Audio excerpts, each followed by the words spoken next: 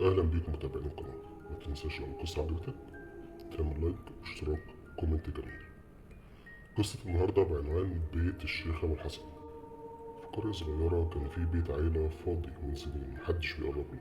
البيت ده كان اسمه بيت عيله الشيخ ابو الحسن. بعد ما مراته وبنته اختفوا في ظروف غامضه ما كانش عارف هم راحوا فين، قرر انه يسيب البيت ويبني حيطه من الطوب قدام الباب.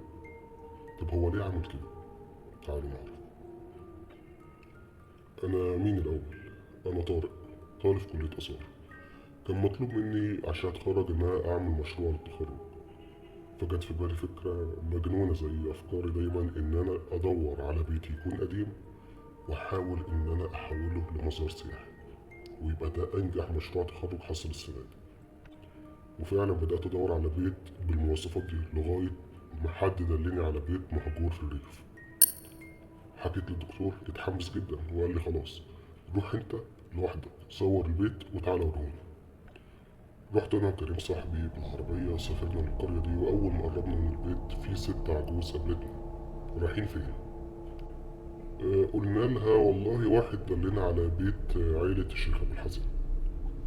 وعايزينه في ايه؟ والله بحث دراسي. بحث ايه؟ البيت ده مهجور بقاله سنين ومفيش حد عايش فيه. انتوا عايزين تروحوا البيت ليه؟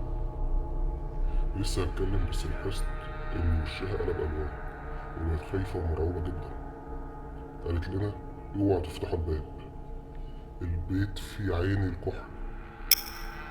ايه عين الكحل دي يا كريم؟ العين المكحلة يعني. سيبناها ومشينا طبعا.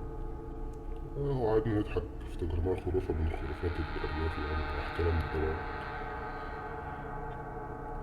أول ما وصلنا البيت لقيناه مكان قديم جدا جدا جدا، لدرجة إن في بعض الحيطان متكسر منها طوب، وفي الحيطة اللي كانت مبنية قدام الباب الخشب متكسرة فعلا، والباب الخشب بتاع البيت باين منها. كريم قال لي ايه رأيك يلا نقرب منه ونفتحه؟ الطوب بقى رفيع وقديم خالص، هنقدر ان احنا نشيل الطوب. قلت له طب دقيقة بس اصور البيت من بره كده والحيطة قدام الباب، ويلا بينا نكسر الحيطة دي. فتحت الكاميرا وبشغلها وباجي اصور البيت، حسيت ان العدسة اكن عليها دواير سودا كده. بصراحة أنا مفهمش في الكاميرات أوي، والعدسة اللي جايبها كانت عدسة جديدة وأنا مش عارف أتعامل معاها. فكبرت دماغي وقلت له بص هي تقريبا الكاميرا فيها مشكلة، في دواير سودا كده عمالة تظهر وأشكال غريبة، تقريبا الكاميرا بايظة وأنا مش عارف استخدمها. تعالى يلا نفتح الباب. أول ما قربنا من الباب الكاميرا وقعت من إيدي، وأنا بقعد أشيلها من الأرض وأطمن إن مفيش أي حاجة حصلت لها، لقيت انعكاس في العدسة. والله زي ما بيقولوا أكن في عين ظهرت على العدسة، أكن العدسة بقت أكنها مراية كده وفي عين ظاهرة عليها. وعمال أقول لكريم بص أنا شايف حاجة في العدسة، في انعكاس كده حاصل على العدسة زي عين بني آدم كده. ما كانش مصدقني وقال لي يلا نحاول نفتح الباب، احنا مش جايين نضيع وقت. اول ما كريم فكر انه يلمس الحيطه اللي قدام الباب عشان يكسرها او يحاول ان هو يزقها، سمعنا صوت سويت وطلعنا كلنا نجري على العربيه. ورجعنا القاهره وبنحكي لحد من صحابنا، قال لنا اه طبعا دي عين الكحل.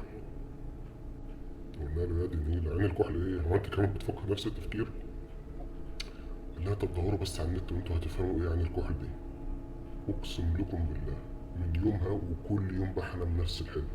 انا في اوضه ضلمه وفي مرايات متكسره حواليا وفي دخان عمال يطلع من كل حته ورسمه العين على كل مرايه. بصالي ومهما اتحرك العين مش فارقه، العين سودة ومتكحله من جوه العين والكحل حوالين العين. اول ما اصحى من النوم بلاحظ ان عيني مدمعه جامد، اكني كنت عمال بعيط وانا نايم، واحس بحرقه كده جامده في عيني. وفعلا يوم بعد يوم بحس ان انا عيني حوالين منها بسود اكني حاطط كحل. قلت بس انا لازم ادور على موضوع عين الكحل ده. لقيت انه فعلا في شيخ من الارياف اسمه ابو الحسن، وكان عليه جنية عشرة. انا طبعا مش واثق من الحاجات دي، بس على حسب الرواية بتقول انه الجنية العشرة قررت ان هي تحرق البيت، وكان نتيجة لده ان مراته اتحرقت وبنته اتخانقت من الدخان. الشيخ ابو الحسن عمل ايه؟ دفنهم في مكان محدش يعرفه غيره، وبعد عن البيت الملعون ده وبنى حيطة قدام الباب. بس المشكلة ما وقفتش عند كده، إن أنا مبقتش عارف أنام. كل ما عيني تغفل لحظة لازم أشوف العين قدامي. اضطريت إن أنا أرجع الكفر تاني وأتكلم مع الست اللي حذرتني. انتوا قربتوا من بيت زهرة؟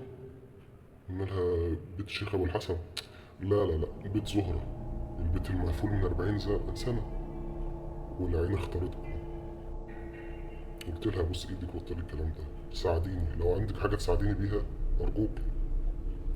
منها أقول لك أهو، زهرة دي كانت جنية عشرة للشيخ أبو الحسن، ومراته وبنته اتحرقوا واتخنقوا في الحريقة اللي حصلت بسببه.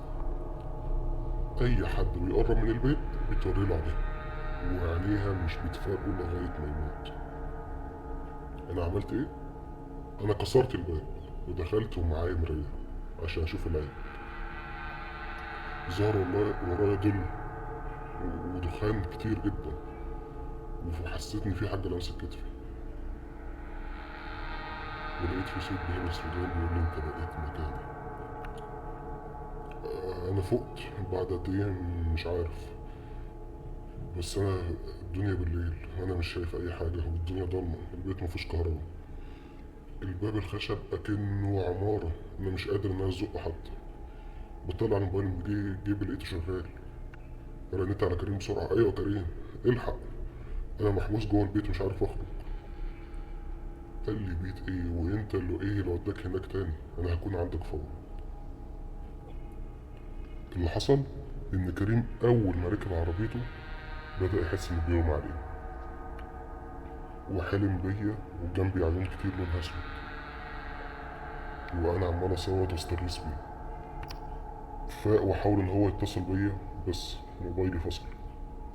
كريم وصل لغاية الباب وقعد ينده عليا وسمعني فعلا. قال لي أنا كمان مش عارف أفتح الباب، أنا لازم أكلم البوليس أو أكلم حد يساعدني. أهم حاجة ما تحكيش لحد، وأي حاجة تحصل ما تقولهاش لحد. أنا عرفت إن اللي إحنا فيه ده كلنا بداية اللعنة. طب أنت عرفت إيه اللي حصل بعد كده؟ كريم اختفى حرفيا بعد ما قال لي الكلمتين دول وقال لي أنا هدور على حد يساعدنا، ما جاش تاني.